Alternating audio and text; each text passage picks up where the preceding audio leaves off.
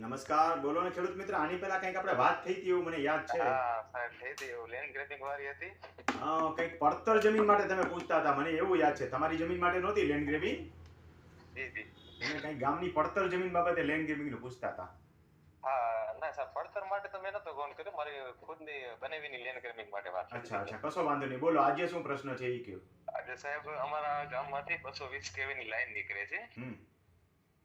હાલો. હા હા, સાંભળું છું, બોલો. જી જી સાહેબ. એ તો લાઈનમાં એવું છે સાહેબ કે આગળ જે લોકોએ અટકાવી છે ને એ લોકોને 5000 ભાવ 3200 ભાવ ભરી આપ્યો કયો મીટરનો. એટલે એમ કે છે કે 18 મીટર પહોળી લાઈન નીકળશે એટલે 18 મીટરનો 1100 રૂપિયા ભાવ તમને આપશું ને લંબાઈ તમારી જેટલી હશે એટલી માપી આપશું. તો મેં કીધું આપણે કાયદેકીય ભાવ જાણવો તો કે અમને બનાવે છે કે સાચો ભાવ શું હોય કે કઈ ખ્યાલ નથી થતો. જંત્રી પ્રમાણે ભાવનું મૂલ્યાંકન થતું હોય એટલે આગળવાળાને કદાચ રોડ ટચની જમીન હોય અથવા કિંમતી જમીન હોય તો જંત્રી જુદી હોય ને તમારી જંત્રી જુદી હોય, એવું વિચારો એવું છે ખરું? અમારી આજુબાજુ વાળા જ છે, રોડ બોર્ડ ક્યાંય નથી એટલા વાળા. કાંઈ વાંધો નહીં, બધા ભેગા મળીને વાંધા અરજી આપો, નટકાવો. અમારા ખેતર સુધી પહોંચવા આવી છે, 1-2 ખેતર દૂર છે. તાત્કાલિક આપો વાંધા અરજી અને કહી દો બધા ભેગા થાવ, એકલા ન થાવ. બરાબર. ભેગા થઈને મામલતદારમાં વાંધા અરજી આપો, CC2 કરો, TDO ને PGVCL ના અધિકારીને આપો, બધાને આખી જાનને આપો. આની પેલા સાહેબ અમે હે ને થાંભલા માટે અરજી આપી હતી, મારું બતાવે હજી સુધી નિકાલ નથી આવ્યો કલેક્ટરમાં. થાંભલા નાખીને ઉભા થઈ ગયા. કાંઈ વાંધો નહીં, વાંધા અરજી અત્યારે આપી દો અને હજી વધારે કરવું હોય તો તમારે મનાઈ હુકમ લાવવો પડે કોર્ટમાં જઈને, તો તાત્કાલિક થાય. ના એટલે જે આડોશી પાડોશીને આપણે જે ભાવ આપે તો આપણે એગ્રી છીએ, પણ હું શું કહું છું, તને 1100 રૂપિયા મળશે ને આપણે બધાને કહે છે કે 1100 આપ્યા છે, અમે એમ કહે છે. હું તમને શું સમજાવું છું, તાત્કાલિક આપણે કંઈ કરવું હોય તો મનાઈ હુકમ લાવવો પડે. બરાબર. અને નહીંતર વાંધા અરજીનો નિકાલ તો એ નિકાલ પ્રમાણે થાય. જેમ તમે કીધું અગાઉની વાંધા અરજી આપી છે, હજી નિકાલ નથી હોય, એવું બની શકે. બરાબર. અને આ તો શું છે, કડવી દવા પાવી હોય ને તો નાક દબાવવું પડે, નાક દબાવો એટલે મોઢું ખોલે. બરાબર.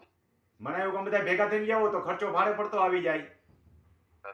ઓલું એક ગીત છે ને, એક અકેલા થક જાએગા મિલકર બોझ ઉઠાના, સાથી હાથ બઢાના, સાથી હાથ બઢાના, સાથી રે. એમ એકલો મનાઈ હુકમ લેવા જાવ તો આપણે એકલાને ખભે બધું ફૂટે. બધા ભેગા થઈને જાવ 500 રૂપિયા ભાગમાં ન આવે. અને મનાઈ હુકમ આવે તો ભાવ વધારાનો લાભ મળે તો બધાને મળવાનો છે ને. નાક દબાવશો તો મોઢું ખોલશે. હા બરાબર. અને સાહેબ એ જાણો તો જંત્રીનો ભાવ ચોરસ મીટર ઉપર હોય કે મીટર ઉપર લાગુ પડતો હોય? ચોરસ મીટર, હંમેશા ભાવ ચોરસ મીટરનો ગણાય. હા ચોરસ મીટરનો ગણાય. Okay okay. અને હવે તો ખેતીની જંત્રી, પ્લોટ બધું ચોરસ મીટર ઉપર જ થઈ ગયું. બરાબર. અને જંત્રી તો સરકારનો કમાવ દીકરો છે. દર વર્ષે રાજાની કુંવરી નહીં વધે ને, ઓલી કહેવત છે ને, રાજાની કુંવરી રાતે ન વધે એટલે દિવસે વધે, દિવસે ન વધે એટલે રાતે વધે. એમ દર વર્ષે જંત્રી વધશે, જોજો, લખી રાખજો. હા સાચી વાત છે. ખૂબ આભાર સાહેબ, સવારમાં ટાઈમ આપવા બદલ આપલો. અરે સવારનો 5 વાગ્યાનો લાગ્યો છું ભાઈ. જેના ફોન નહોતા ને બધાને મેસેજ નાખી દીધા હતા કે સવારે મને 9 વાગ્યા પછી ટાઈમ નથી. તમારો કોઈ વિડિયો બાકી નથી.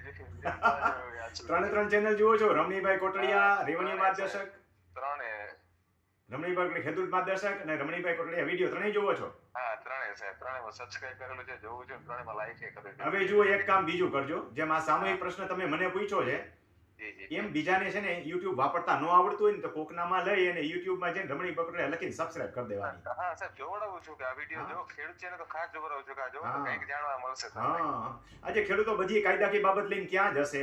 જો મનાઈ હુકમ હતો તો મારે હું તમને ન આપી બોલી, મેં તમને કીધું ખર્ચો કરો એમ, પણ માહિતીઓ લેવાને પૈસા ખર્ચવા પડે, એને બદલે આમાં તો મફત મળે છે ને. બરાબર. અને ઘણી બધી YouTube ચેનલો એવી હોય છે કે એને છે ને સમય મર્યાદા વધારવામાં રસ હોય. જો આટલી બધી વાત કરીને મેં 4 મિનિટ નથી થઈ તમારી યારે, જ્યારે બીજા બધા આટલી જ માહિતી જાણવા માટે અડધી કલાકનો વિડીયો જુઓ તો ઓલું સ્ટાર્ટિંગનું ભૂલાઈ ગયું હોય. હા ભલે આવજો ભાઈ. હું રમણીભાઈ કોટડિયા આપને આવી અવનવી માહિતી આપતો રહું છું. એના માટે તમે YouTube ની અંદર જઈને માત્ર બીજા ખેડૂતોને કહેજો કે રમણીભાઈ કોટડિયા લખ એટલે બધી માહિતી મળી જશે. ખૂબ ખૂબ આભાર, ધન્યવાદ.